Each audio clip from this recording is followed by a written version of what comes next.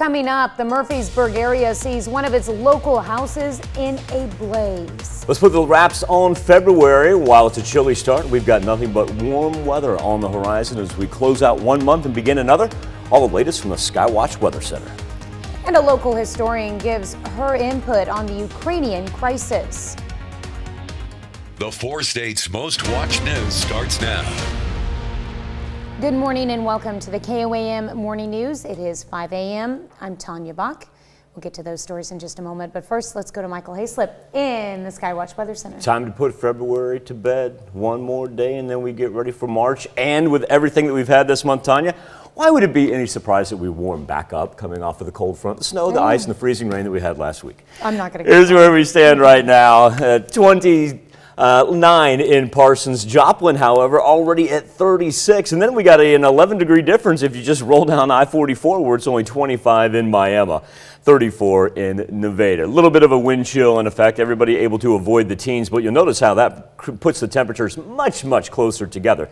And now we've got anywhere from 21 to about 24. That's the roller coaster we were talking about. Now that Monday panel on the far right there, that will put us just about where we were, say about on in between Sunday and Saturday. So we're right back there. We're right back on the left-hand side of the graph before it's all said and done. But what that does mean is dry temperatures, sunny skies, and working up to, let's say around, come on computer, come on now, stick with me. Tanya, she doesn't want to let go of February for me. Come on, let go of February. It's okay. It's okay. There we go. Let go of February, girl. Look at this, 60 today, mostly sunny skies. Look at that string of milds that we get to put up there all the way into the weekend. It's really, we're not going to have any precipitation to speak of until we get from Friday night into Saturday. And even when that is upon us, we'll be able to keep it as March rain. We'll take it. One step closer to getting out of the winter season. Is March the month? We got one round left in us, trust me. If it comes in like a lamb, then it goes out like a lion? There's lambs, there's lions, there's tigers, there's bears. That would be the Wizard of Oz. Oh! Oh my. Right. That was my bad. Biblical Christian allusion to Wizard of Oz, which is more about the monetary policy of the United States at that point in time. Okay. All right. In other news, Joplin fire crews responded to a house fire early Saturday morning in the Murfreesboro area. Just before 5, crews were alerted to a fire at this home at 910 West 5th, near 5th and Connor. Firefighters reported heavy smoke and flames and called in a second alarm. Everyone was out of the home safely. The cause of the fire is under investigation. Jim Inhofe, Oklahoma's U.S. Senator, announces he will step down before his 6-year term is up. The 87-year-old senator is the ranking Republican on the Senate Armed Services Committee. He announced his decision Friday. The senator says he decided a few weeks ago to resign so he can spend time with his wife, Kay.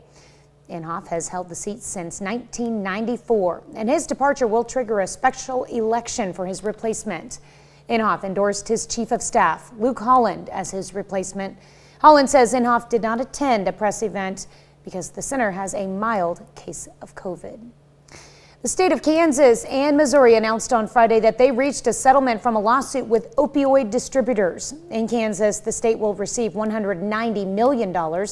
And in Missouri, the state is receiving around $458 million. In each case, the money will be used to combat opioid addiction.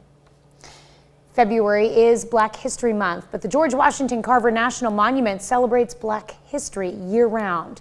Carver grew up during a time of segregation and was born during the Civil War. Despite this, he never treated anyone differently. So on Saturday, the National Monument hosted an interracial understanding workshop for attendees to reflect on where the country has been and where we are now. They're going to be learning a little bit more about race relations within the United States during George Washington Carver's time and see how he would have had an understanding of race relations in his job, in his field, and how he was able to use the idea of coming together through soil conservation and discussing race. The National Monument hopes attendees see that these lessons are applicable in everyday life.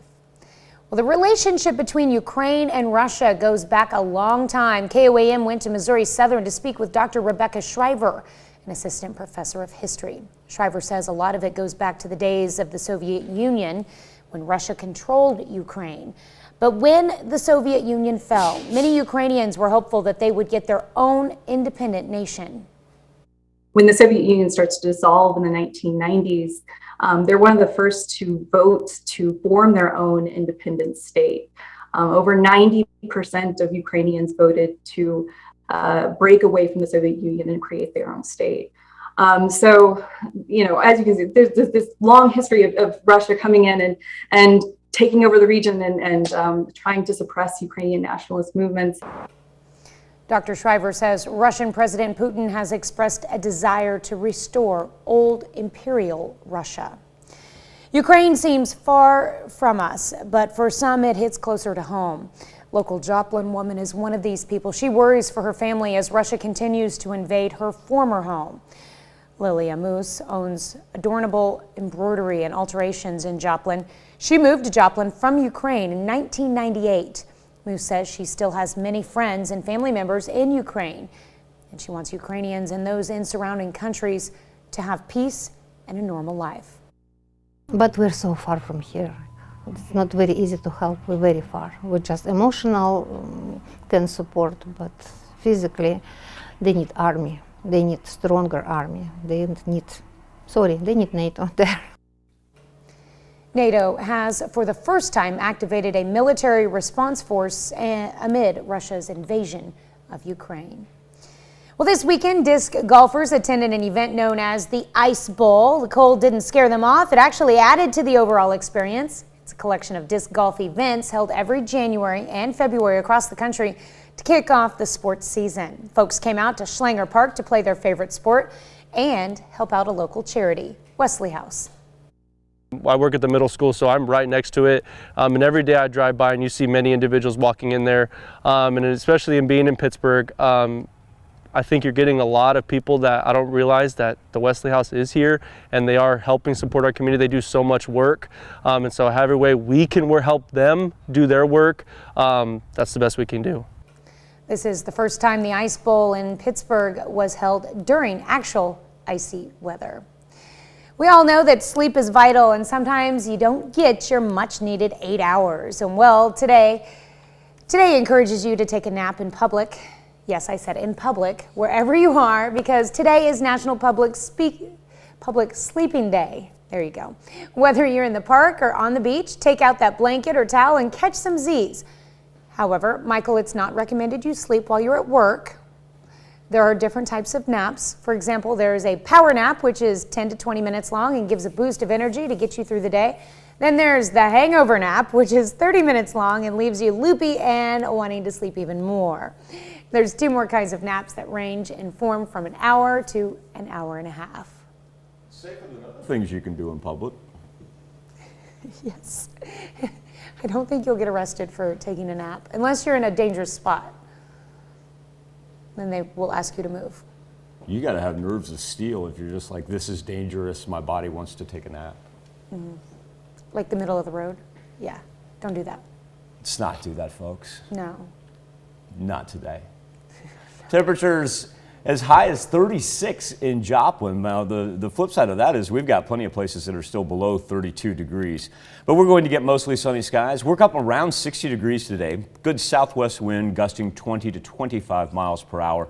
Little bit of an elevated fire concern, not too much. Future track going to keep us dry and for the most part warm to begin March, because our 7-day forecast is looking absolutely delightful as we'll throw up high 60s and 70s, stay on the dry side all the way to the weekend. All right, that's a look at this morning's top stories in weather in our first 7 minutes. Coming up on the KOAM Morning News, number 5 KU takes on number 10 Baylor in basketball this weekend. We'll have the results, plus a restaurant in North Myrtle Beach takes a stance to help feed Ukrainian immigrants. We'll have how. And a lot of people deal with anxiety, and it's okay. We'll have tips on how to help you reduce your anxious feelings. You're watching the KOAM Morning News. More real news in the morning. We'll be right back. Missouri Southern, a perfect 4-0 in their last four, 7-0 at home this season. Now the Lions return to Warren Turner Field to begin a 3-game series as Southern hosting Pittsburgh State. It's the MIAA opener. Caden Fowler in his first at-bat of the game. That's a solo shot, gives the Gorillas an early lead in the first inning. Bottom half, Southern comes back, takes the lead. Clay and Miles pops it to left. No man's land. Henry Kusiak scores. Now in the third inning, PSU tacks on a few. First, Jordan Maxson through the gap allows Mason Hartman to score. And just like that, Hartman ties us up at 2. Later, same inning with 2 outs. Ryan Koval, double into the gap. Maxson's going to score. Here comes Garrett McGowan, and the Gorillas are up 5-2. In the fourth inning, more 2-out action. Single for Maxson, plates 2 more. McGowan then hits a 3-run shot in the ninth, and PSU wins game 1, 10-4. In game 2, Southern jumped out to a 4-0 lead after the first inning, and then PSU just poured it on. Gorillas scored 7 runs in 3 separate innings. Pitt State wins this thing 21-8. Jordan Maxson, have a day. 5 for 6 at the plate, 3 runs batted in, 3 runs scored. Series finishes with a single game later on this afternoon. Softball action, Southern hosting Maryville for the home opener. Aaron Sammelman to the left-hand side. Taylor Shingler scores for the Saints. Next inning, Kara Amos. That's swinging for the final out. Amos strikes out 3 in the game, and then she does a little bit with her bat as well. Amos puts it in play, beats the throw to first. That sets up 2 batters later, and the bases loaded for the Lions, but Maryville gets out of the third unscathed, so still 1-0. Lions playing a little defense, 5th inning, Tori Frazier on the run. Later, Southern turns a little. What do we got? 6-4 for 1 to 3 for 2. Oh, that's how you swing it. But that first inning run proves costly as Maryville hangs on and wins it 1-0. PSU softball playing in the Washburn Invitational this week. 2 weeks on the docket. Gorillas drop game 1, 15-6. Kylie Bowie and Keela Griffith both go 2 for 3 at the plate. Each hit a home run.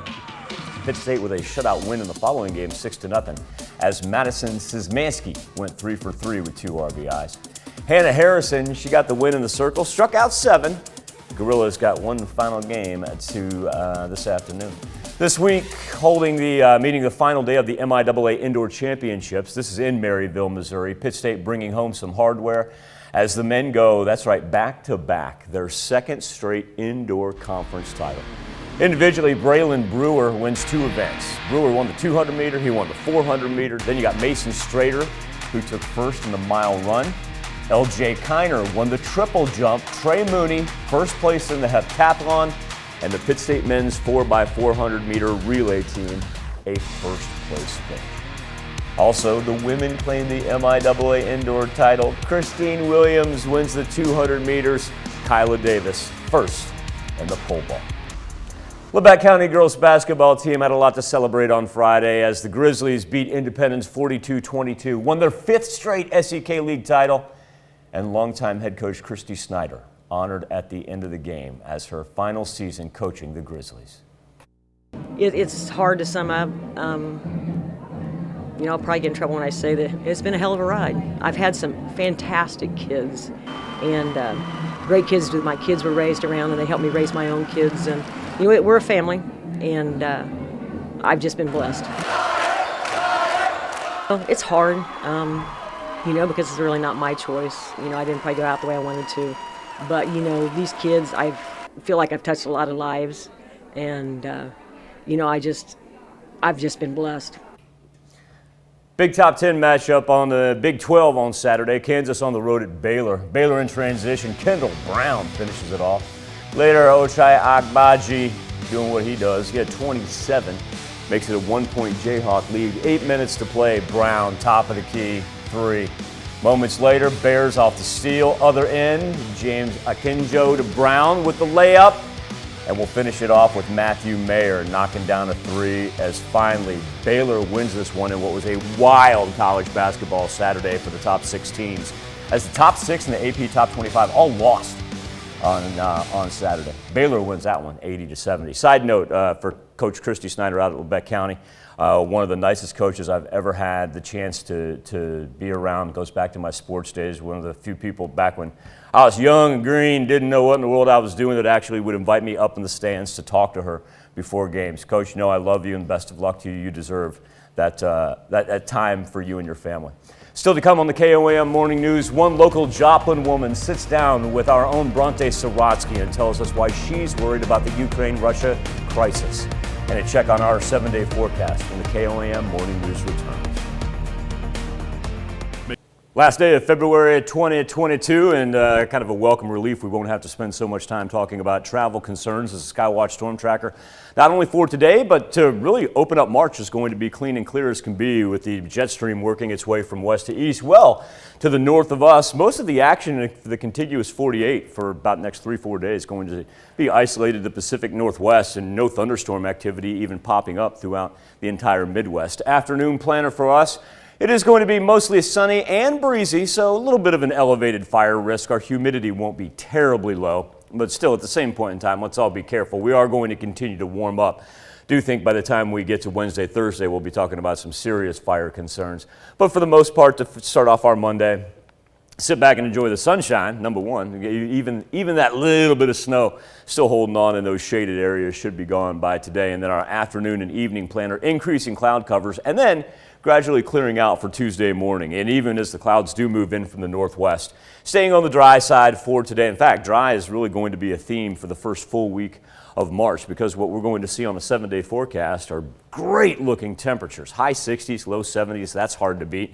And really no threat of rain. For those of you that want a little bit, going to have to wait until Friday. Even that won't be widespread, as we'll go high 60s and then low 70s on Friday and Saturday. A little bit of a cool front hits us then again on Sunday. Time now to turn our attention to the KOAM News Now Facebook page and our morning Insta poll. A restaurant in one of South Carolina's most popular tourist destinations is joining the effort to help Ukrainian refugees. Bowie's restaurant will no longer serve Russian-made vodka or Russian-caught crabs. Instead, they're selling Ukrainian vodka and raising money to feed refugees who have fled to Poland. Natasha Laguerre with a story from North Myrtle Beach. We can sit back and do nothing, or we can try and take part. And you know, if everybody just tries to do a little bit of something, it makes a big difference. In support of those who oppose the Russian invasion, Bowie's restaurant is boycotting Russian products. They will no longer serve Russian-made alcohol or Russian-caught crabs. The owner, Weldon Boyd, wanted to help Ukrainian families during the invasion. We understand what they're feeling of, you know, this is our independence, this is our freedom. I'd hate for someone to come here and try and take ours. The money collected from selling Ukrainian vodka in the restaurant will benefit Ukrainian families. The donation will go towards World Central Kitchen, who feeds Ukrainian refugees from the Poland borders. Boyd says he is hoping his actions could change other people's heart. To get the attention that's going to hit home, that might make a difference, you know, maybe we need to find ways to hit them home that Putin might make a different decision. The support for Ukraine in North Myrtle Beach is just getting started. Boyd's influence already reached his customer like Kelly Tipton. Considering what's going on in Ukraine, I think that since they're raising the funds to support everybody that's out there, I really think that that's a great thing, and it just shows the community how it just comes together and, you know, can bring awareness to everything that's going on that some people might not know. Proceeds go to the World Central Kitchen, already feeding refugees on the ground in Poland.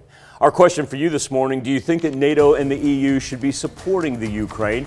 Let us know by going directly to the poll, KOAMnewsnow.com/vote, or connect to us via our Facebook page. We'll be back with Health Watch next. Topping Health Watch this morning, with so much going on in Europe and here at home, it's easy for headline anxiety to creep up and make us feel stressed and overwhelmed. Mary Maloney has 3 tips to help you reduce stress and worry less.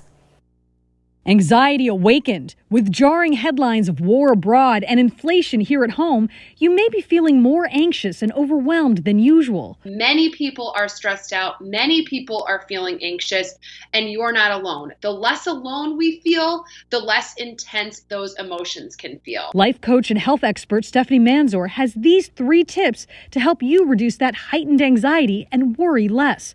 Number 1, use your senses and sniff your way to serenity.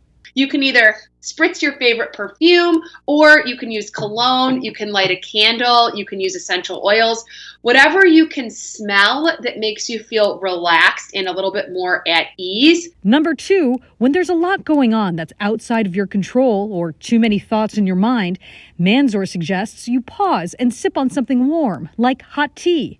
Now, why hot tea? Well, when something is hot, we have to slow down. We have to calm down in order to slowly drink the hot beverage. And number 3, turn to your breath. Try this simple breathing technique that will help you release stress. Breathe in for 4 counts, hold at the top for 4 counts, and slowly breathe out for another 4 counts. This is going to help your nervous system get more settled and feel more relaxed.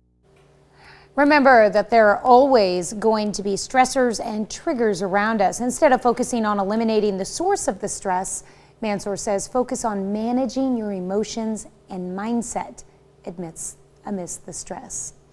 Well, a group of doctors and nutritionists are sharing a list of the best foods to eat to get a good night's sleep. Topping the list are almonds, which are a natural source of melatonin, which is a hormone naturally produced by the brain related to sleep and sleep cycles. Another item on this list is walnuts, which they say contains several nutrients that promote good sleep, such as serotonin and magnesium.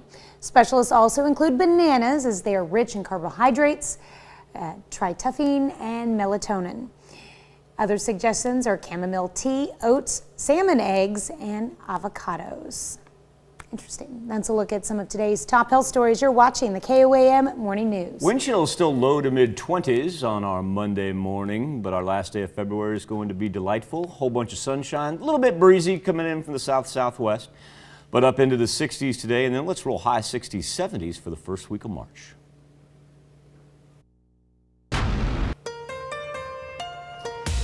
Coming up, the Murfreesboro area sees one of its local houses in a blaze. Close down February on a fine note and then open up March on a warm note. We'll have the latest from the Skywatch Weather Center.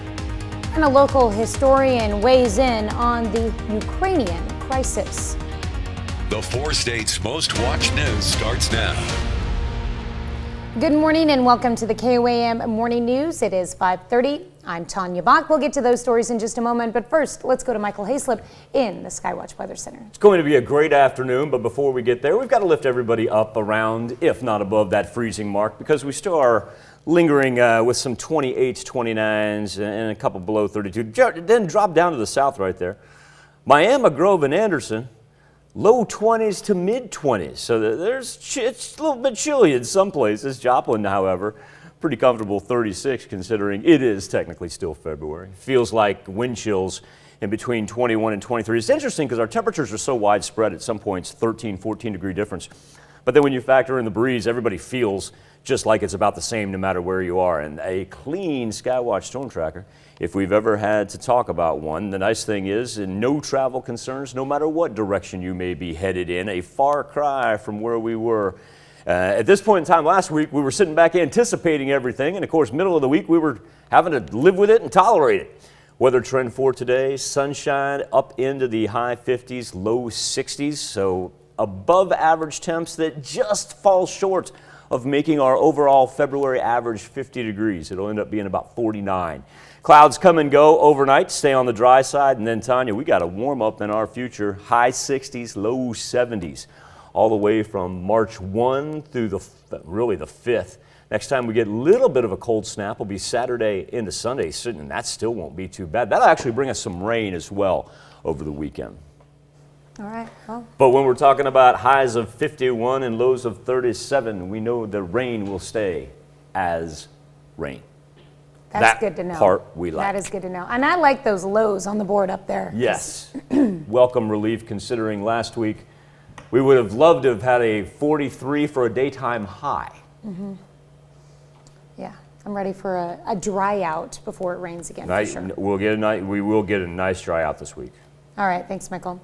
Jim Inhofe, Oklahoma's U.S. Senator, announces he will step down before his 6-year term is up. The 87-year-old senator is the ranking Republican on the Senate Armed Services Committee. He announced his decision Friday. The senator says he decided a few weeks ago to resign so he can spend time with his wife, Kay. Inhofe has held the seat since 1994. His departure will trigger a special election for his replacement. Inhofe endorsed his chief of staff, Luke Holland, as his replacement. Holland says Inhofe did not attend a press event because the senator has a mild case of COVID. Joplin fire crews responded to a house fire early Saturday morning in the Murfreesboro area. Just before 5, crews were alerted to a house fire at this home at 910 West 5th near 5th and Connor. Firefighters reported heavy smoke and flames and called in a second alarm. Everyone was out of the home safely. The cause of the fire is under investigation. The relationship between Ukraine and Russia goes back a long time. And KOAM went to Missouri Southern to speak with Dr. Rebecca Shriver, an assistant professor of history. Shriver says a lot of it goes back to the days of the Soviet Union when Russia controlled Ukraine. But when the Soviet Union fell, many Ukrainians were hopeful they would get their own independent nation. The Soviet Union starts to dissolve in the 1990s. They're one of the first to vote to form their own independent state. Over 90% of Ukrainians voted to break away from the Soviet Union and create their own state. So, you know, as you can see, there's this long history of Russia coming in and taking over the region and trying to suppress Ukrainian nationalist movements. Dr. Shriver says Russian President Putin has expressed a desire to restore old imperial Russia. The cold weather created a perfect conditions for a game aimed at helping out a local charity. For any disc golf players, you know what we're talking about. KOAM's Bronte Sorotsky has more on what the Ice Bowl means to disc golf players all over and how they're helping those in the Pittsburgh community.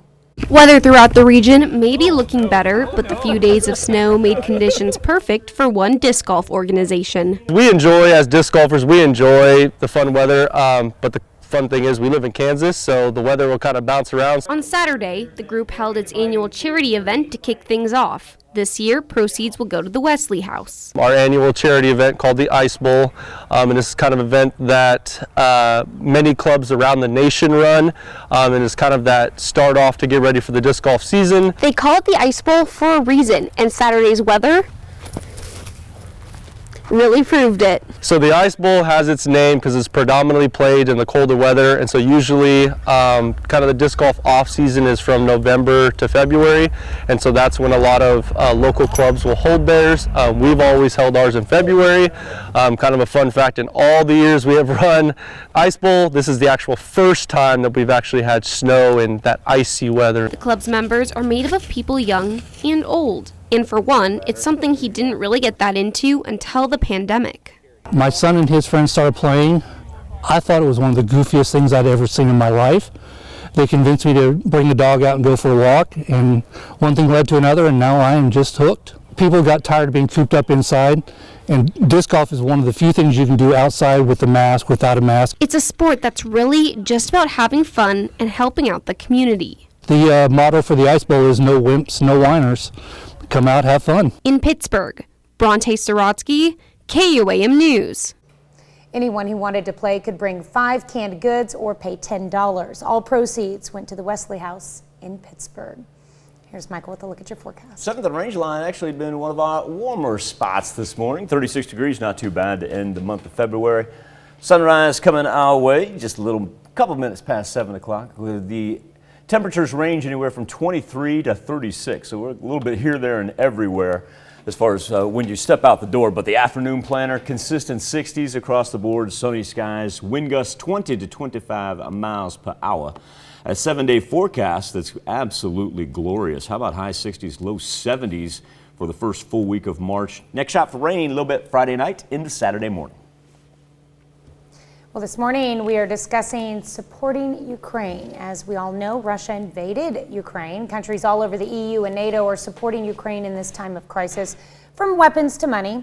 The only thing they aren't sending are actual soldiers. Even back here in the States, places are looking to make a difference. There's a restaurant in North Myrtle Beach that has banned the use of Russian-caught crabs and Russian vodka. Instead, they're using Ukrainian vodka. The restaurant is even raising money to help feed Ukrainian refugees over in Poland. That brings us to our Something to Talk About. Do you think NATO and the EU should be supporting the Ukraine? Right now, Tanya, it's an overwhelming 85% that say yes. 85%. Then we're split the additional 15% between the three other answers. No, neutral, and no stance, all garnering 5%. You can take part each and every morning. KOAMnewsnow.com/vote. Connect to us via our Facebook page as well.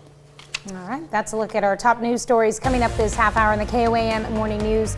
Oakland's annual Black Joy Parade springs to life, bringing joy to the city. Plus, floods in Queensland, Australia leave at least 7 dead and 1,500 evacuating their homes. We'll have the latest. You're watching the KOAM Morning News. More real news in the morning. We'll be right back. Topping World Watch, as Russia continues to attack Ukraine, it feels like it doesn't affect us here, aside from rising prices. For one local woman, it hits close to home. KOAM's Bronte Sorotsky spoke with a Joplin resident from Ukraine who says she fears for her family's safety in both Ukraine and Russia.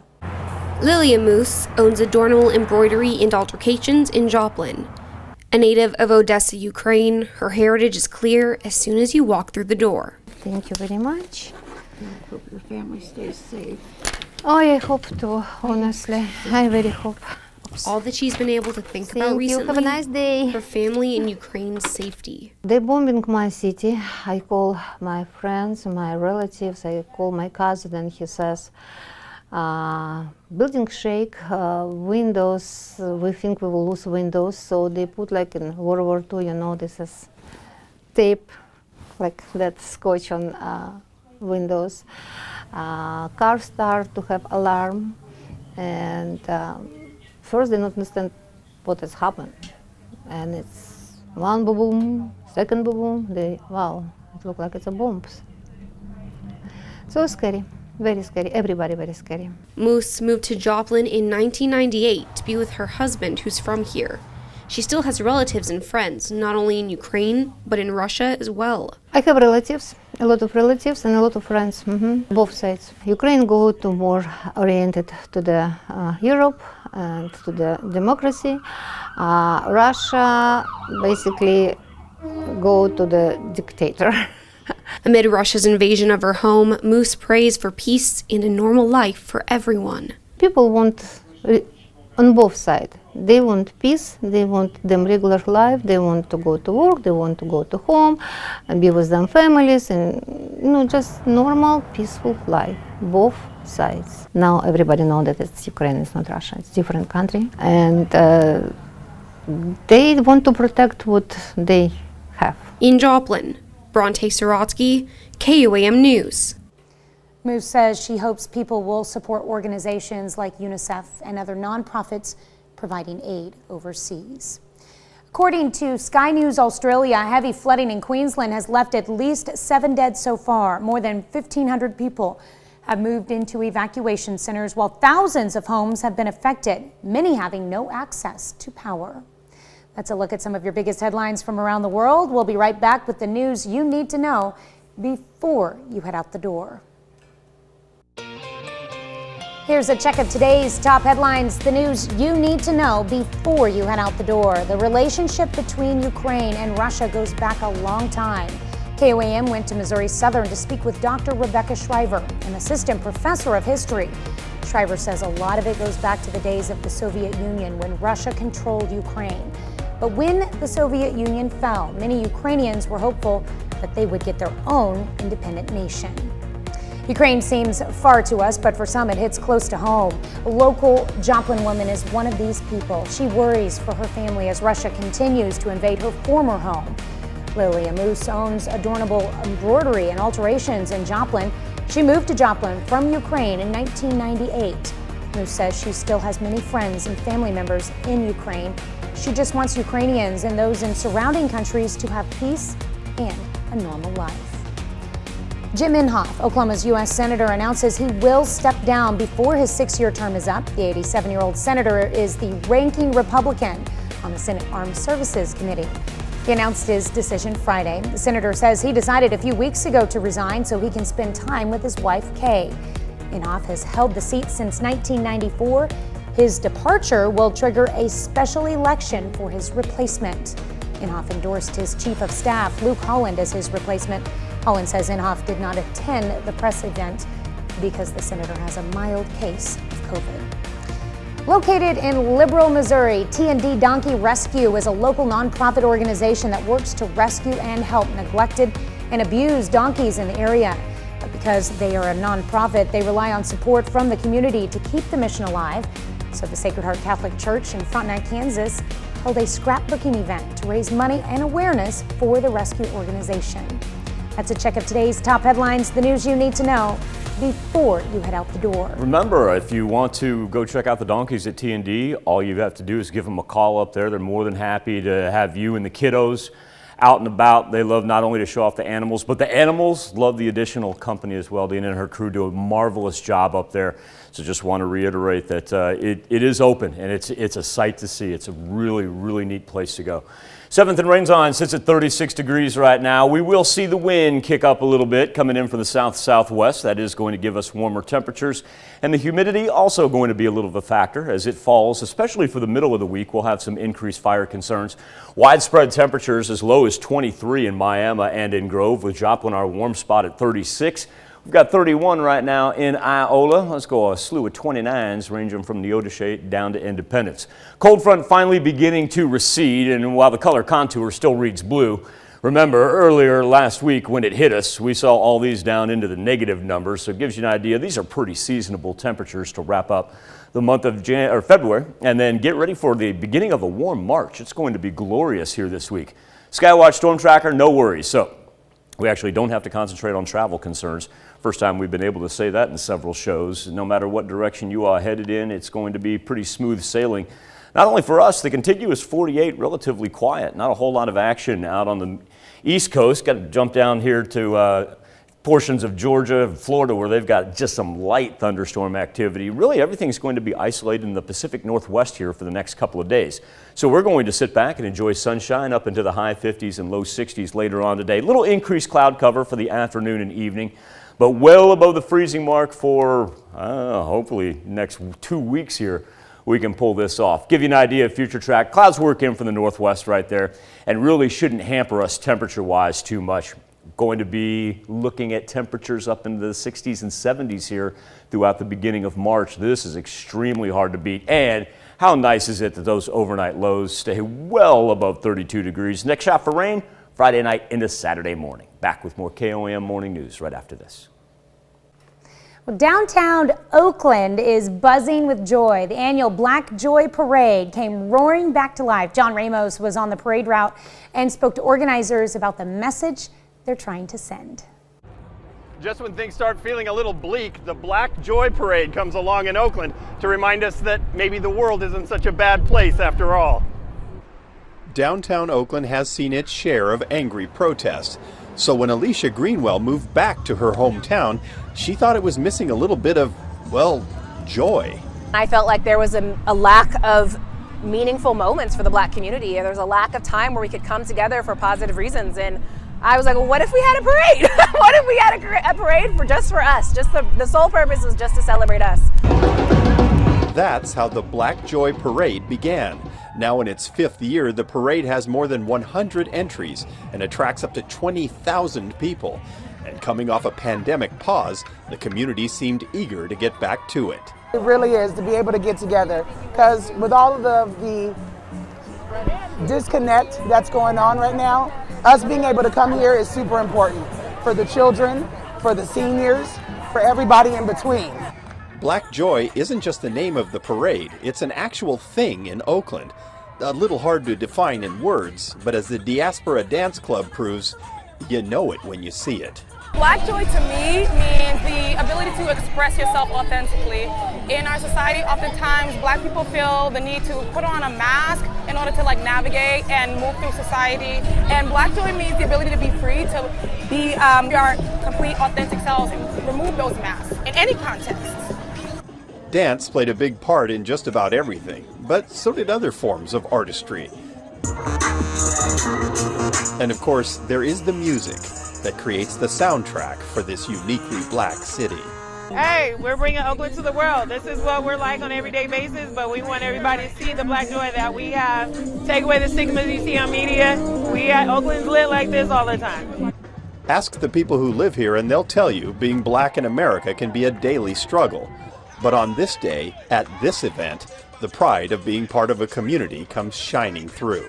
Black joy is the joy of not only being black, but just the culture that comes with it. So definitely the black culture, black music, black, everything black is black joy. We are, I don't know, we're just so beautiful. We don't spend enough time celebrating ourselves. We don't spend enough time just like basking in our own glory, if you will, and we're worth it and we deserve it. We'll be right back with a final look at your forecast. Last time we'll throw up the daily almanac for the month of February 2022, and that average high of 54, we will be able to be about 6-7 degrees above that. Not going to challenge any records for today, but certainly a great way to end what has been a roller coaster of a month. Still have wind chills right now in the low 20s, not too bad. But look at this, kind of an anomaly, even though we've got a wind chill there of 28 at 7th and Rangeline. The actual temperature is 36 degrees, wide variety. And eventually, after sunrise, we'll go about quarter till is when we'll have sunrise and quickly warm up into the 60s. Look at March, 60, 70, 70, high 60. Don't have to worry about rain from Friday into Saturday.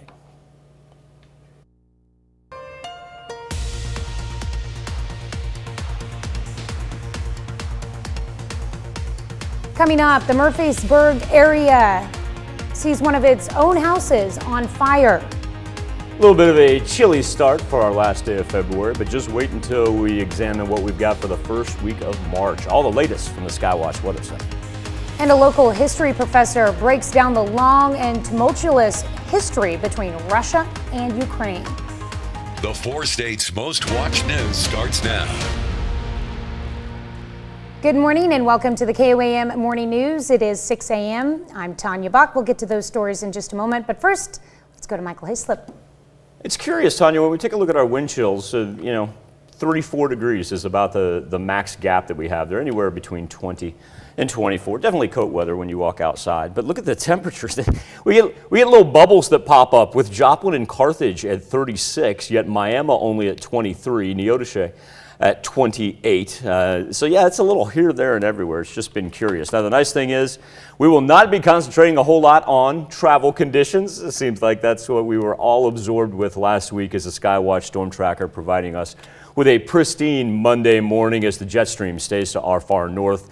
Isolated storms in the Pacific Northwest and the deep southeast, but for the Midwest, we are going to be able to enjoy sunshine and temperatures up into the 60s later on today.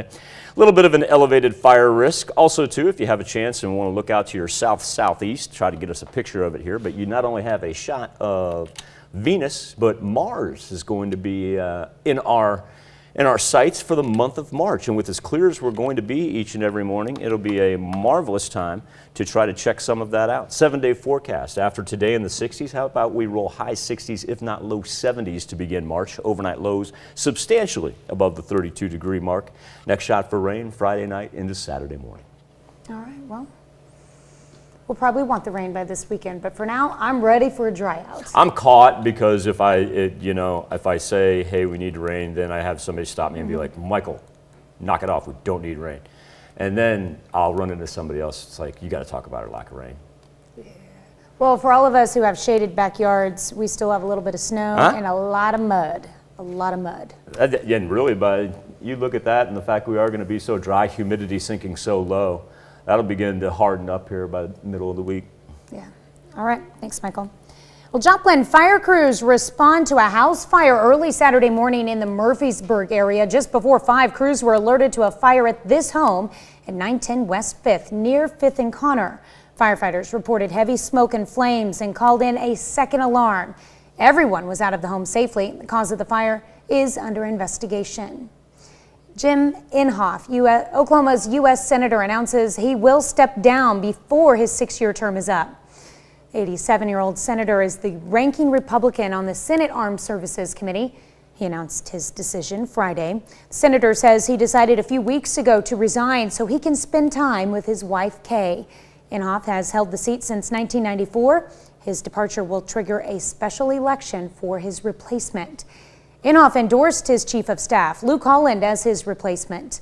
Holland says Inhofe did not attend the press event because the senator has a mild case of COVID. Kansas and Missouri announced on Friday they have reached a settlement from a lawsuit with opioid distributors. In Kansas, the state will receive $190 million, and in Missouri, the state is receiving around $458 million. In each case, the money will be used to combat opioid addiction. On Sunday, Ukraine agreed to talks with Russia as Russian forces continue their assault on Ukraine's largest cities. The news of talks comes as Russian President Vladimir Putin ordered his country's nuclear arms on high alert. And the White House still urging diplomacy as the world begins to see the human cost of war. Cole Higgins reports. A Ukrainian delegation agreeing to meet with Russia for talks at the Ukrainian-Belarusian border Monday morning, local time. We are ready for peace talks, but we are not ready to surrender. This as Russian President Vladimir Putin orders his country's deterrence forces, including nuclear arms, on high alert. This is really a pattern that we've seen from President Putin through the course of this conflict, which is manufacturing threats that don't exist in order to justify further aggression. Putin's move comes as Russian forces advanced into Ukraine's second largest city, where street fighting broke out. But after massive explosions heard near the capital city, Kyiv, the mayor said on Sunday no Russian troops are on the ground there. The Russians are very frustrated right now, and truthfully, they have not accomplished any of their objectives on the timetable that they thought they would. Sunday, the U.S. Secretary of State announcing nearly $54 million in humanitarian aid to Ukraine. There are now at least 368,000 refugees from the Ukraine crisis, according to the UN Refugee Agency. We're not going to put boots on the ground. We're not going to put American troops in danger, but we will work with the Ukrainians to give them the ability to defend themselves. Ukraine and some U.S. officials calling on the White House to do more and keep upping the sanctions against Russia. You can't get the sanctions too high. Let's keep on cranking up the sanctions against what is an evil regime. I'm Cole Higgins reporting. United States and several EU nations have already announced far-reaching new financial punishments against Russia designed to cripple the Russian economy. That includes removing several Russian banks from the global financial system, SWIFT. U.S. and European officials also discussed sanctioning the Russian central bank. According to two people familiar with the talks, it's a move that would be without precedent for an economy of Russia's size. The relationship between Ukraine and Russia goes back a long time. KOAM went to Missouri Southern to speak with Dr. Rebecca Shriver, an assistant professor of history. Shriver says a lot of it goes back to the days of the Soviet Union when Russia controlled Ukraine. But when the Soviet Union fell, many Ukrainians were hopeful they would get their own independent nation. When the Soviet Union starts to dissolve in the 1990s, they're one of the first to vote to form their own independent state. Over 90% of Ukrainians voted to break away from the Soviet Union and create their own state. So, you know, as you can see, there's this long history of Russia coming in and taking over the region and trying to suppress Ukrainian nationalist movements. Dr. Shriver says Russian President Putin has expressed a desire to restore old imperial Russia. Well, on this date in 2013, Pope Benedict XVI becomes the first pope to resign since Gregory XII in the year 1415. Born Joseph Alois Ratzinger, Pope Benedict XVI faced several challenges during his papacy, including a decline in vocations and church attendance, divisive debates over the direction of the church, and most notably, the effects of the scandal beginning in the late 90s surrounding the church's handling of numerous cases of sexual abuse by priests. 2010, allegations of sexual abuse by parish priests in Germany, Ireland, and the United States brought Benedict himself under close media scrutiny. 3 years later, Benedict would resign, citing age and health concerns. And now, earlier this year, a report accused the retired pope of mishandling at least 4 of those cases. Benedict denied wrongdoing, but did ask for forgiveness. 6:07. Yeah, I forgot when he retired there that it had been that long. I remember doing the story. It just didn't dawn on me. Future track for today, a little cloud cover moves in for the northwest. It's not going to slow us down though. Temperature is going to be delightful, low 60s. Get down to the south. The south actually may end up being a little cooler this morning than the north. That'll flip here by the time we get into the afternoon hours. Kind of average it out, go around the high of 60. Great way to finish out February with our February average high temperature going to end up about 49 degrees. So that's kind of hard to beat. It's just been a roller coaster. It's just been one extreme or the other instead of just kind of sitting at the 50-degree mark for the entire month. All right. That's a look at this morning's top stories and weather in our first 7 minutes. Coming up on the KOAM Morning News, Pittsburgh High School Theater Department stops by to talk about the season and what you can expect. Plus, wheat farmers right here in Kansas are closely watching as events unfold in Ukraine. We're going to tell you how the war could affect them. And children can be impacted by images they see about the Ukraine conflict. We've got advice for how to talk about the crisis with your children. You're watching the KOAM Morning News. More real news in the morning. We'll be right back. Topping Nation Watch this morning, liquor stores in North America are showing their support for Ukraine by boycotting against Russian vodka. Bars, pubs, and liquor store owners are saying no to Russian vodka in an act of solidarity with Ukraine. In Bend, Oregon, Pine Tavern restaurant owner Bill McCormick poured all of his Russian vodka down the drain. In Knoxville, Tennessee, Bob Gilbertson of Bob's Liquor Store sold what he had at cost and won't sell it again soon. And he smashed a bottle of it. Officials in Ontario, Canada ordered Russian vodka removed from stores. Well, his popular Las Vegas restaurant is also taking a stand against the Russian invasion of Ukraine. Bartenders at Evil Pie are pouring out their inventory of Russian vodka. They're replacing it with Ukrainian vodka and offering a special promotion. All proceeds of $5 shots go to humanitarian relief. Employees are hoping other bars and restaurants will join them in their cause. Aside for a moment, conflict in Ukraine could also have a very real local impact. Wheat farmers right here in Kansas.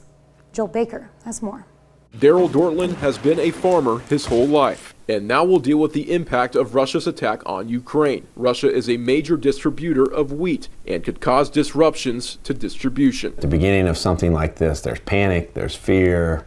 So the markets, stock market plus our grain commodities are just, everybody's nervous. So right now, wheat's skyrocketing. The expectation is for the price to go up. The price of everything's going to come up that wheat's involved with, but it's the actual amount that's in that product. Oh yeah, they'll take advantage of it and everything. You'll see the commodities, the price of the end products like bread or whatever. You know, I'm using bread as a simple example, will go up. But farmers across the state may not see the benefits from the high prices due to uncertainty from the current drought. The high prices right now may not do as much good for farmers as just because of their uncertainty about having a crop. You know, are they going to be willing to do much forward pricing? And Daryl tells me this could impact his bottom line. If our drought doesn't get better, our bushels will be way down.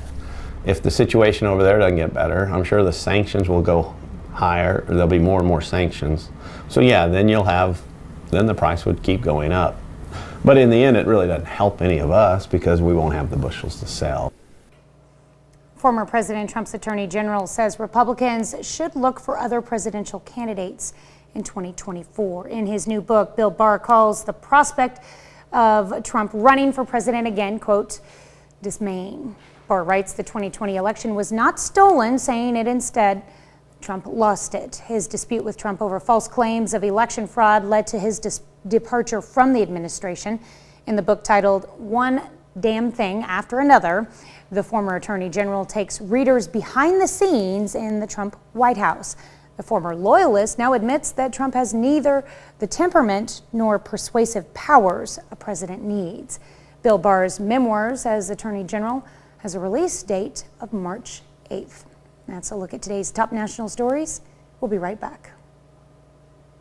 Welcome back to the KOAM Morning News. Fortunate enough to be joined by two Pittsburgh High School students who are a part of the vaunted theater department over there. You guys just do such a marvelous job. Mallory Wommeldorf. Mallory, thank you very much. Elle Rooms, thank you very much for joining us.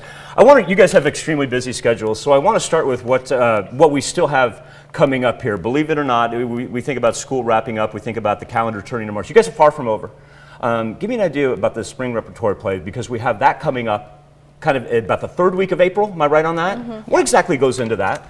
So we spend a lot of time prepping in class, researching topics, and working with our director. It's different this year. Typically we've done a social issue play, but this year we are doing long-form improv.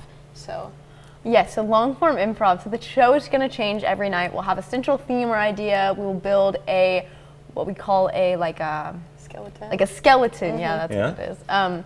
So we build scenes with each other, and then we pick topics, and then we discuss those in it's an improv show, so we just And you're right, because the one thing that is great about your theater department is your theater department has never been afraid to tackle those social issues. And while it feels like a 180, this is such a unique way to utilize your skills and talents. Is it a little bit intimidating? Definitely. Yes, we've never done improv before. Yeah. We took an improv group to state for the first time, but this is completely different than anything we've done. And yeah, I think I'm super excited. I'm going into theater in college, and so it's a whole new experience. I'm getting to learn a lot more about that aspect of theater, and so I think us as actors will grow a lot more, and we can use those skills that we learn when we're actually on stage in a scripted score. That is tremendous. I want to also ask about the Spring Cabaret Fundraiser. For those of you that have never had the opportunity to be a part of it, it's number one, it's very important for your department, but number two, it's fabulous fun. So you're getting ready, you're transitioning into improv phase. For the Spring Cabaret and the fundraiser, are you trying to do all of this at one time? Yes, the cabaret is a drama club thing, so it's technically outside of the actual repertoire. It's something that kids who actually are on stage with our shows, they don't have to be a part of that. Sure. But they can be in the club, just people who love theater.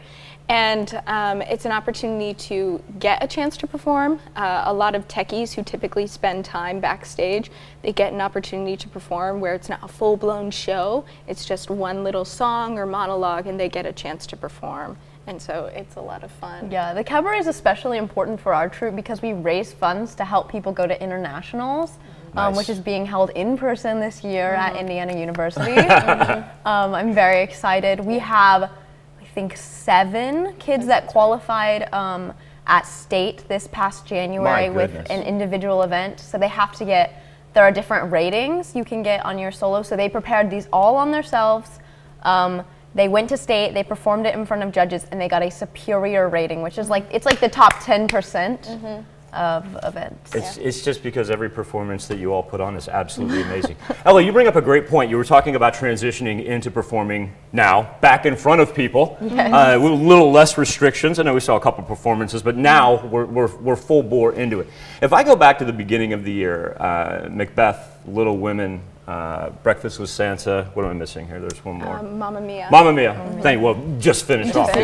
What have been some of the challenges, or was there a challenge getting back on stage and seeing a full auditorium? Did it feel different? I think it did feel different, at least for us. Last year we performed one show without an audience completely, and then we performed some more restricted. There have definitely been challenges with COVID. We've had, during Mamma Mia, we had so many people quarantined. We had half a cast at rehearsal a couple days, and we didn't even have to push the show, which was amazing. But I think the struggles that COVID has brought to us have really affected our troupe, but coming back strong. Yeah. Well, it also teaches you about perseverance. Yeah.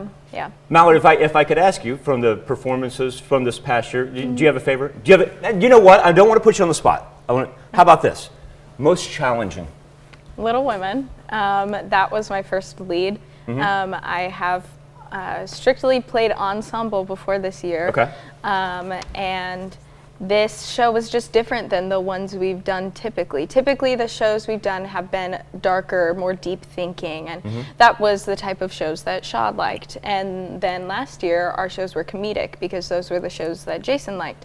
And Almond, she chose shows that were very lighthearted, which we needed that after the past couple years. We've had quite a difficult time. And I connected with Joe's character in such a deep manner. I read the book growing up, and it was very difficult vocally, not acting-wise, but vocally. It was much harder than what I'm used to. I'm sure you did a great job with it. Ella, give us the details here about not only the spring repertory, but also the Cabaret Fundraiser. Yes, so the Cabaret this year we are doing, it's kind of like I think we're calling it Behind the Music. Behind the Music. Yeah. April 29th. April 29th, yes. It's called Behind the Music. So we thought of this idea because we all play characters on stage. And I've been playing characters on stage my whole life, and that's what all of our people have been doing. So this Cabaret Fundraiser, we decided to take a step back from that. Usually we still play characters in the cabaret. Whether you do a song or you do a monologue, you're still playing a character. But this year, we decided that we didn't want to do that. And so we're going to do songs and pieces that are meaningful to us and just get to be ourselves on the stage and represent who we are. I love that. That is tremendous. Oh, I want to thank you, Mallory. Thank you very Thank much. you. And number one, thank you for bringing us the information. But number two, thank you for bringing us the stories kind of behind the scenes there. Peel back the curtain a little bit, and I greatly appreciate that. Thank you. Thank you. We'll be back with more. Oh, and number two, you can find all the information that Ella and Mallory brought to us, KOAMnewsnow.com, and make sure you support these kids because they just do wonderful, wonderful work. We'll be back with more KOAM Morning News right after this. With everything going on in the world, including the recent invasion of Ukraine by Russia, mental health doctors say doing check-ins with kids of all ages is important. Laura Cantor has more on how adults can start those tough conversations. What we've learned is that proximity physically is not necessary. Many children who witnessed 9/11 on TV, who witnessed Oklahoma bombing, who witnessed the Challenger disaster on TV, got post-traumatic stress disorder. Between the pandemic, mass shootings, natural disasters, and now the invasion on Ukraine, child development experts are urging parents to check in with children of all ages, but not worry if those conversations are brief. Experts say our instinct can sometimes make us want to avoid talking to kids about tough subjects on the news because we don't want to upset them. With events unfolding on TV and across social media in high speed, the best way to address the conversation is head-on and with sensitivity. You also want to make sure you're always in touch with how you're feeling about the situation, because our kids will look to us for how we're reacting to things. If your child asks questions, it may not be that they are terrified or upset. Many kids will just ask questions out of curiosity. Young kids under 7 may not know about the conflict, so it's best to approach them with a "what have you heard" question and go from there. With older kids, helping them sort through all of the information and asking for their opinion is key, especially for those who may be more anxious than others. No matter how you decide to address the invasion on Ukraine, experts say honesty is the best policy. That's a look at some of today's top health stories. You're watching the KOAM Morning News. Beautiful. Coming up, Joplin firefighters respond to an early morning blaze in the Murfreesburg area. Wasn't kidding earlier when I said it is a beautiful sunrise. We're going to have a look at the last day of February, the beginning of March from the Skywatch Weather Center. And a local history professor breaks down the long and tumultuous history between Russia and Ukraine. The 4 states' most watched news starts now. Good morning and welcome to the KOAM Morning News. It is 6:30. I'm Tanya Bach. We'll get to those stories in just a moment. But first, let's go to Michael Hayslip in the Skywatch Weather Center. Good looking start, Tanya. We actually are about, say 13 minutes from official sunrise over Joplin, but already gorgeous looking February sky. And I say February as in the last day of February. Our temperatures have been a little here, there, and everywhere, ranging anywhere from 23 in Miami and in Grove, 36 right now and in Joplin. Still waiting on Iowa to get to the 30-degree mark as well. And still, even though it's going to be a great 7-day forecast, you're going to need a coat here, especially for this morning. But after that, tell you what, if we're going to roll daily highs in the 60s, if not upper 60s and 70s to begin March, overnight lows, 40s and 50s, my goodness, and we don't have to worry about any rain until Friday night into Saturday. Yeah, that Well gives us a few deserved. days to dry out all this melting snow. Well deserved Yeah. coming off of last week. Yeah, that's for sure. Oops, 70 degrees. I love you, March. Thank you, Michael. Joplin fire crews responded to a house fire early Saturday morning in the Murfreesboro area. Just before 5, crews were alerted to a fire at this home at 910 West 5th near 5th and Connor. Firefighters reported heavy smoke and flames and called in a second alarm. Everyone was out of the home safely. The cause of the fire is under investigation. Ukraine seems far to us, but for some it hits closer to home. A local Joplin woman is one of these people. She worries for her family as Russia continues to invade her former home. Lilia Moose owns Adornable Embroidery and Alterations in Joplin. She moved to Joplin from Ukraine in 1998. Moose says she still has many friends and family members in Ukraine. She just wants Ukrainians and those in surrounding countries to have a peace and normal life. But we're so far from here. It's not very easy to help. We're very far. We're just emotional, can support, but physically they need army. They need stronger army. They need NATO there. NATO has, for the first time, activated a military response force amid Russia's invasion of Ukraine. The relationship between Ukraine and Russia goes back a long time. KOAM went to Missouri Southern to speak with Dr. Rebecca Shriver, an assistant professor of history. Shriver says a lot of it goes back to the days of the Soviet Union when Russia controlled Ukraine. But when the Soviet Union fell, many Ukrainians were hopeful that they would get their own independent nation. When the Soviet Union starts to dissolve in the 1990s, they're one of the first to vote to form their own independent state. Over 90% of Ukrainians voted to break away from the Soviet Union and create their own state. So, you know, as you can see, there's this long history of Russia coming in and taking over the region and trying to suppress Ukrainian nationalist movements. Dr. Shriver says Russian President Putin has expressed a desire to restore old imperial Russia. The Monarch Cement Company in Humboldt held its truck rodeo. KOAM's Jalen Banks checked it out and has more. The Monarch Cement Center is hosting its annual Truck Rodeo. This event hosts 14 contestants that have traveled from as far as western Kansas and Kansas City. The top 2 finishers from today go into a national competition featuring some of the world's best drivers in the profession. Justin Tucker, one of the judges, says that going on to nationals is no small feat and can be very beneficial for those that accomplish that. For example, if one of these guys goes to national and places high, wins, gets top 3, 4, whatever, it doesn't take long for their whole market area to know that they've got one of the best drivers in the world. The contestants go through a series of 7 tests and obstacles showcasing their skills. Those participating were hand-picked by management to compete, giving the drivers an added boost of confidence. It felt good knowing that my management has, a high value and high trust in my skills. Nationals will take place this fall in October, giving the drivers more time to hone their skills. In Humboldt, Kansas, at the Monarch Cement Center, I'm Jalen Banks, KOAM News. February is Black History Month, but the George Washington Carver National Monument celebrates Black history year-round. Carver grew up during a time of segregation, was born during the Civil War. Despite this, he never treated anyone differently. On Saturday, the National Monument hosted an interracial understanding workshop for attendees to reflect on where the country has been and where we are now. They're going to be learning a little bit more about race relations within the United States during George Washington Carver's time and see how he would have had an understanding of race relations in his job, in his field, and how he was able to use the idea of coming together through soil conservation and discussing race. The National Monument hopes attendees see these lessons are applicable in everyday life.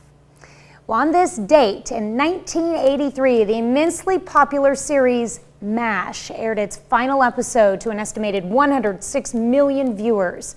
Set near Seoul, Korea, behind the American front lines during the Korean War, MASH was based on the 1968 novel by Richard Hooker and the 1970 film by Robert Altman. MASH suffered from low ratings during its first season, but under the threat of cancellation, quickly turned things around. Over the course of its run, the show enjoyed excellent ratings and critical acclaim, winning a total of 14 Emmy Awards. The show's final 2.5-hour episode was watched by 77% of the television viewing audience and remains the highest watched series finale of all time. Yeah, that's the amazing thing, is that it's still there. I may have only been a toddler when that series finale happened, but I remember watching the I Hazel household. guaranteed it was running in my house because Yeah. that was, I remember, like I have memories of watching it with my father in the evenings. Yeah, definitely. And like Tanya said, the amazing thing is, to this day, still #1 on that list. Temperatures up into the 60s today. Great way to end February. Look at the beginning of March. My goodness, 60s, 70s. We have no travel concerns whatsoever all the way through the weekend. That's a look at our top news stories. Coming up this half hour on the KOAM Morning News, union organizers have a new group to represent Starbucks workers in Mesa, Arizona. We'll explain. Plus, as the conflict in Ukraine continues to dominate news coverage, we want to know how you feel about the war. We let you weigh in. We'll be right back. In Consumer Watch this morning, union organizers have a new group to represent employees at a Starbucks in Arizona. Friday, workers voted overwhelmingly in favor of Starbucks Workers United, representing them at a Starbucks in Mesa. It's the union's third win in its effort to organize the sector. They previously won the right to represent workers at 2 stores in Buffalo, New York. They lost the vote on another store, but are challenging those results. The union has filed to hold elections at over 100 Starbucks stores across 26 states. That's only a fraction of the nearly 9,000 Starbucks-operated stores in the U.S. The conflict in Ukraine continues to roll world financial markets. Now, this morning, Dow Futures are pointing to a sharply lower open despite last week's strong finish. On Friday, the Dow rallied 834 points, the Nasdaq gained 221, and the S&P 500 added 95. Economic sanctions enacted against Moscow are prompting long lines at Russian banks. People have been withdrawing their savings out of fear that the sanctions will lead to a shortage of cash. Yesterday, the country's central bank issued a statement saying customers continue to have full access to all their money at any time. The Bank of Russia also said it would continue to send cash where needed. Fedex and UPS suspended Russian-bound deliveries on Sunday. The two had already halted shipments in and out of Ukraine.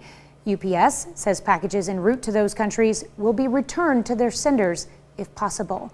Both companies say they will resume operations in Ukraine and Russia as soon as it's practicable and safe to do so. YouTube is halting the ability of a number of Russian channels to monetize their social media content. The move by YouTube on Saturday follows the ban announced Friday by Meta, Facebook's parent company. Meta blocked Russian state media from running ads and making revenue on Facebook. Russia's Ministry of Communications has responded by accusing the social media platform of unlawful censorship. Meanwhile, YouTube is restricting access to channels like Russia's RT, Russia 24, and TASS, which Ukrainians view as propaganda.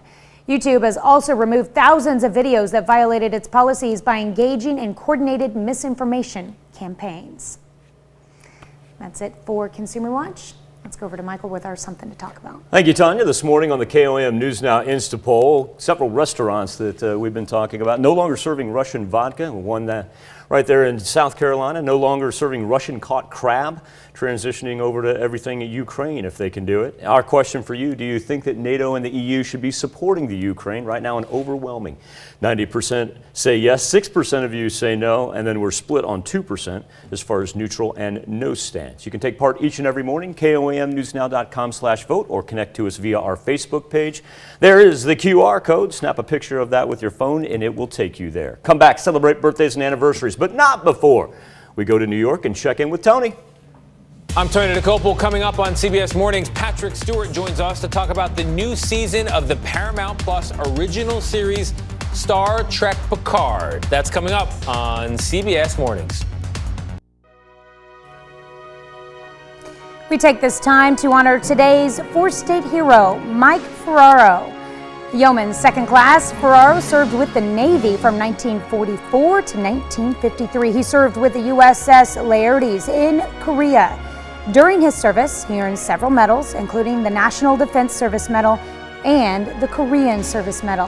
His hometown, Corona, Kansas. We thank you. Today's four-state hero, Yeoman second class Mike Ferraro. The birthday list begins with Jace Timothy Evans. He's already firing up the motorcycle and out and about now. 3, apropos, with the tricycle wheels still on. Give him one more year.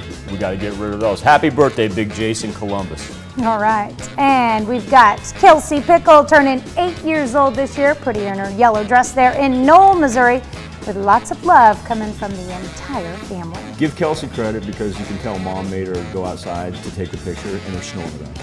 Yeah. And she's in short sleeves. I love that, Kelsey. Good for you.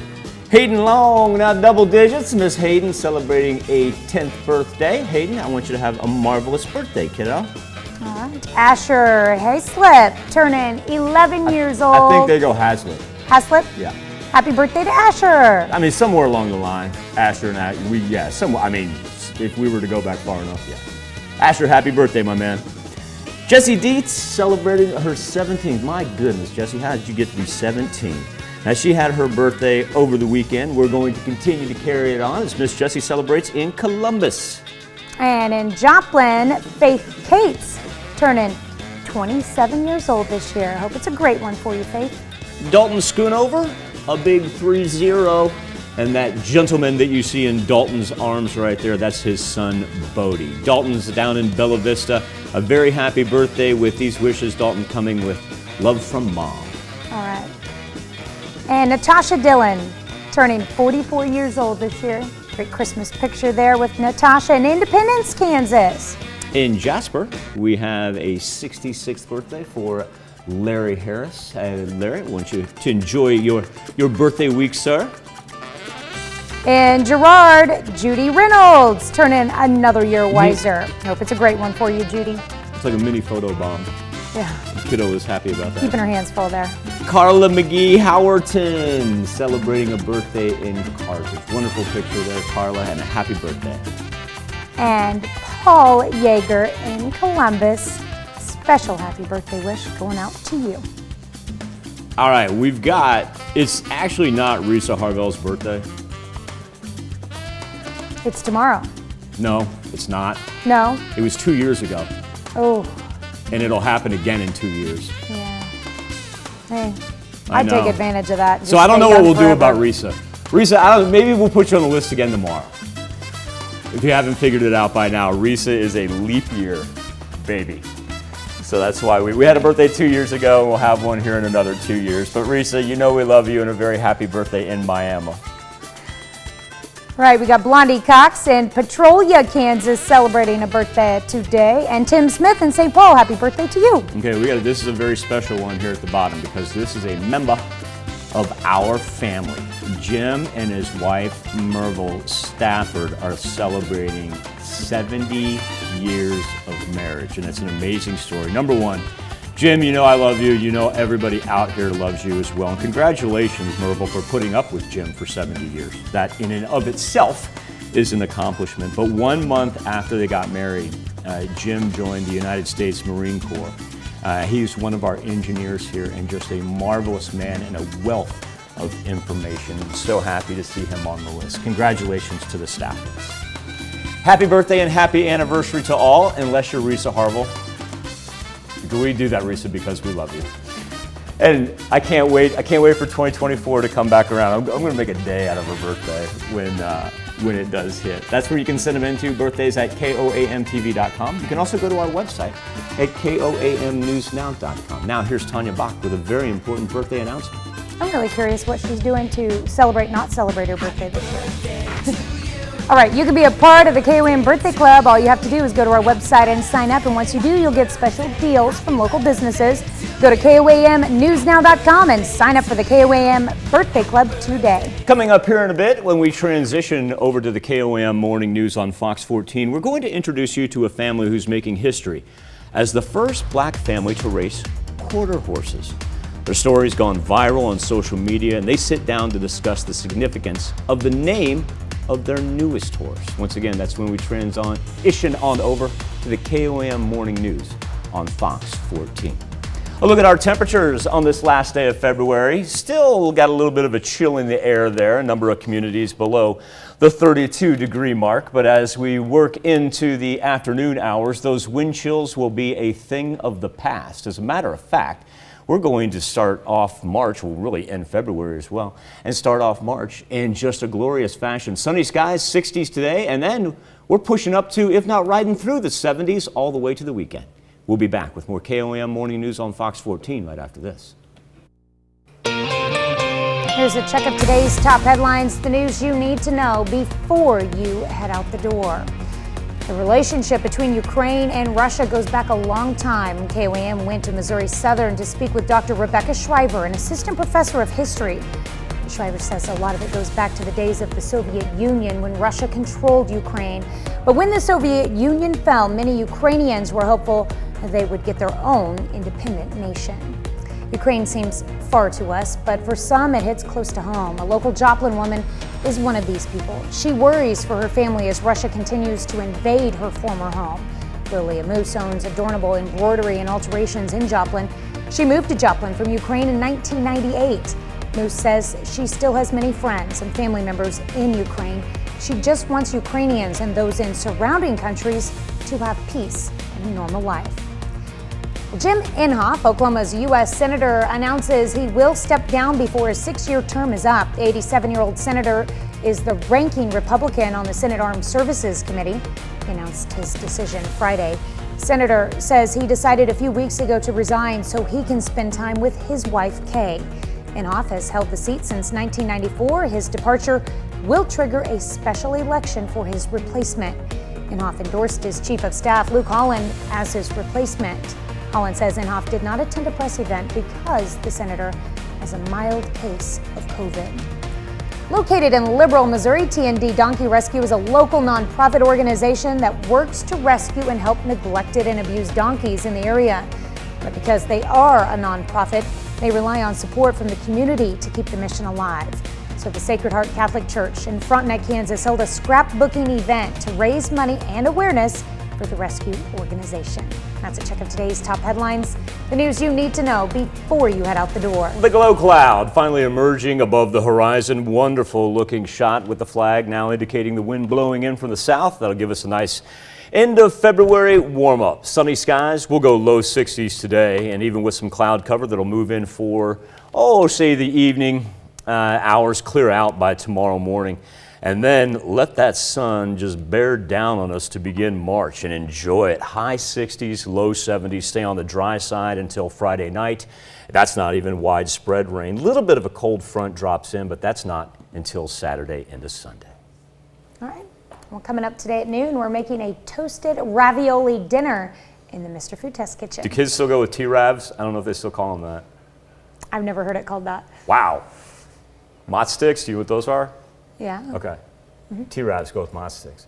Your morning news continues on KOAM. CBS Morning News coming up next as President Putin calls for Russian nuclear forces to be on high alert. That's next on CBS Mornings. Okay, I'll talk about the Lieutenant Colonel. Okay. I don't know, the prompter just disappeared. Okay. Also, too, you're going to want to join us with a great interview. We've got Mallory Wommeldorf and we've got Ella Rooms from the Pittsburgh High School Theater Department. They're going to join us as well because even though they just finished off a wonderful run of Mamma Mia, they've got 2 more performances. We're going to find out how we all can play a part and make the Drama Club a little bit more sustainable. Thank you for joining us on this Monday edition. Be safe. We'll do this all again tomorrow morning. And we're going to do it again today at noon.